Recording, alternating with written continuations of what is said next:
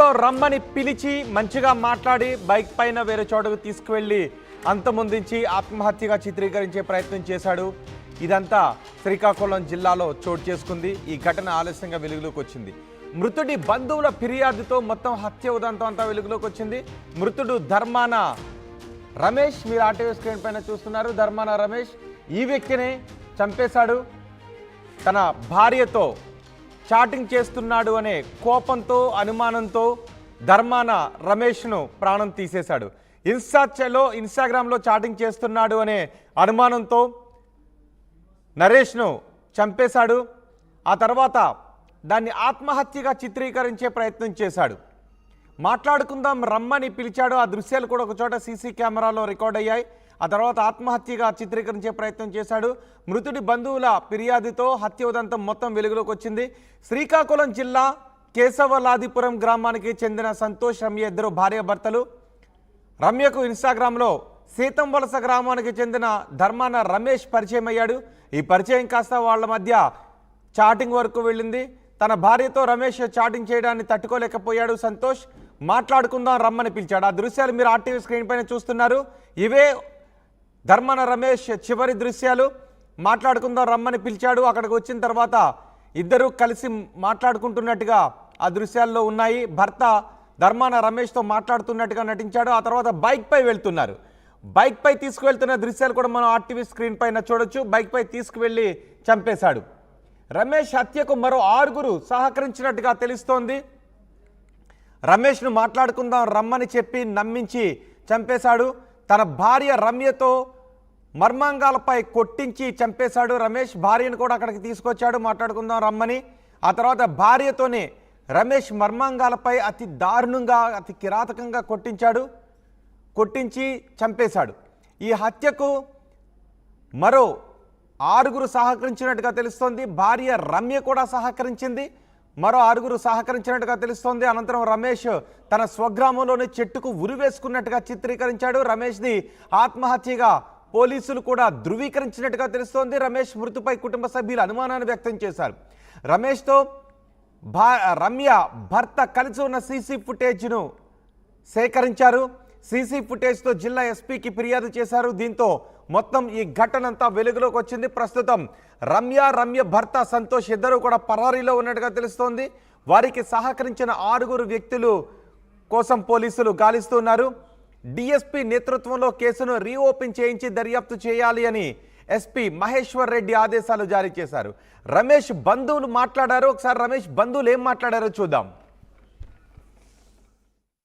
3 గంటల బయలుదేరి వెళ్ళాడు. ఆ గోపేని కుర్రాడు సాధుష్కట గోపేని కుర్రాడేమో అక్కడ రమేష్ గారికి వచ్చేమో హాస్పిటల్కి వచ్చి నీ పని ఉన్నదిరా నారాయణగా నేను చదువు పేసి సెటిల్ అయ్యింది అన్నారు కదా.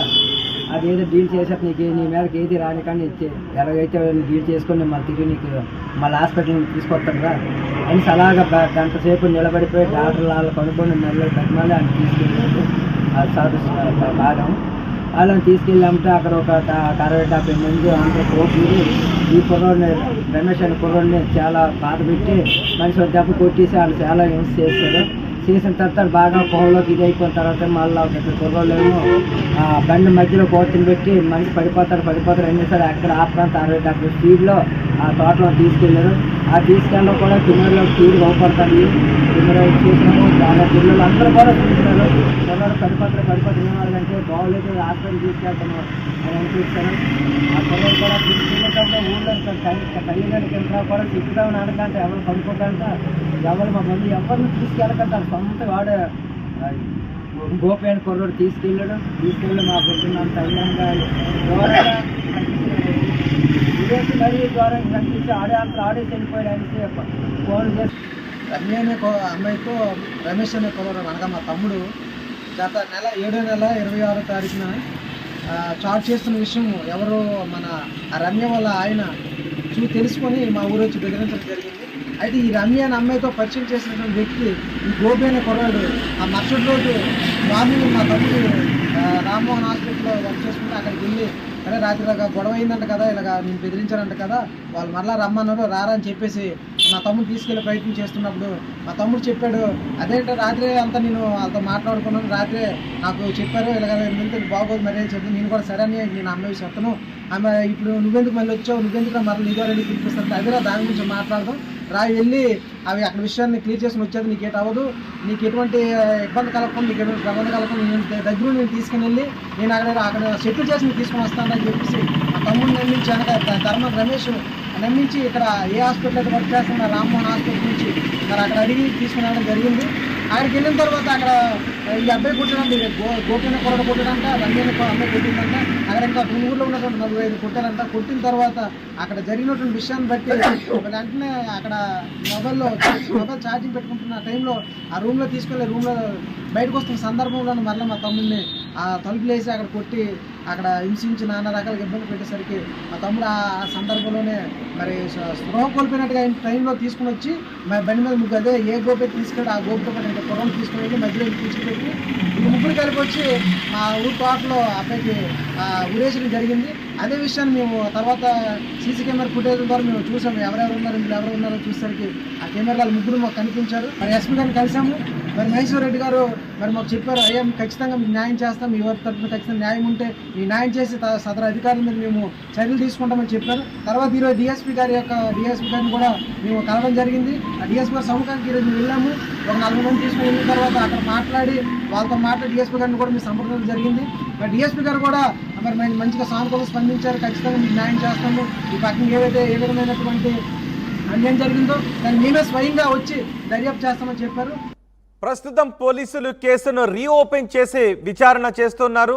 రమ్య భర్త సంతోష్, వాళ్ళకు సహకరించిన మరో 6 కోసం పోలీసులు వెతుకుతున్నారు. మా ప్రతినిధి సత్యంనాయుడు ఉన్నారు పూర్తి సమాచారం అందించడానికి.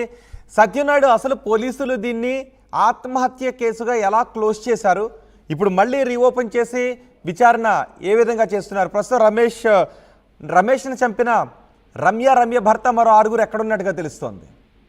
రోహిత్, చూస్తే కనుక ఇది ఒక మిరాకిల్ కేసుగా చెప్పుకోవచ్చు. ముగిసిపోతుందన్న తరుణంలో ఎవరైతే చనిపోయినటువంటి ధర్మాన రమేష్, ఆయన పీడిఎస్ రామ్మోహన్ ఆసుపత్రిలో ల్యాబ్ టెక్నీషియన్ గా పనిచేస్తుండేవాడు. ఆయనకి రణస్థలం మండలం లావేరు మండలం కేవరాయపురం అంటే పోలాం గ్రామంగా ఆ గ్రామాన్ని సంబోధిస్తారు. ఆ గ్రామానికి చెందినటువంటి దుప్పాల రమ్యతో ఇన్స్టాగ్రామ్ లో పరిచయం జరిగింది. ఈ పరిచయం కాస్త వాళ్ళు కొద్ది నాలుగా చాటింగ్ చేసుకుంటారు. ఈ విషయం తెలిసినటువంటి రమ్య భర్త సంతోష్ మాత్రం రణస్థలం ఎవరైతే ధర్మాన రమేష్ పనిచేస్తున్న హాస్పిటల్కి వెళ్ళడం జరిగింది. ఆయన పిలిపించి మాట్లాడడం కూడా జరిగింది. కాకపోతే ఈ విషయంలో మందలించేందుకు ఆయన దగ్గరికి వెళ్ళారా, లేకపోతే ఆయన మళ్ళీ ఎక్కడికైనా తీసుకెళ్లి మట్టు పెట్టాలనే ఉద్దేశంతో చేసిన ప్రయత్నం. కానీ రమేష్ అత్యంత సన్నిహితుడైన గోపితో ఆయన జూలై 26వ తేదీన ఉదయం ఆయన స్వగ్రామానికి రప్పించడం జరిగింది. తెల్లవారు విధులకు వచ్చినటువంటి రమేష్ మాత్రం ఆసుపత్రి నుండి 10 గంటల సమయంలో గోపితో పాటు ద్విచక్ర వాహనంపై వెళ్లారనే విషయం ఆసుపత్రి వర్గీయులు కూడా అక్కడ నిర్ధారించారు. అనంతరం మాత్రం ఆ గ్రామానికి వెళ్ళినటువంటి రమేష్ మాత్రం 27వ తేదీన ఉదయం రణస్థలం మండలం సీతయ్యవలస మృతుడి స్వగ్రామం శివారు తోటల్లో 20 అడుగులు ఎత్తైన చెట్టుకు ఊరేసుకొని ఉన్నాడనే విషయాన్ని కూడా ఎవరైతే స్నేహితుడు గోపి ఈ విషయం చెబితే తప్ప రమేష్ సోదరు నరేష్ మాత్రం తెలిసే పరిస్థితి. ఈ విషయంలోకి వస్తే మాత్రం 26వ తేదీన 10 గంటలప్పుడు తన ద్విచక్ర వాహనంపై రమేష్ ని తీసుకెళ్లిన గోపి మాత్రం రమ్య భర్త సంతోష్ కి రమేష్ ని అప్పచెప్పడం జరిగింది. ఈ విషయంలో అక్కడికి రమ్యని కూడా తీసుకొచ్చి ఆ గ్రామానికి చెందినటువంటి తోటయ్య ద్వారా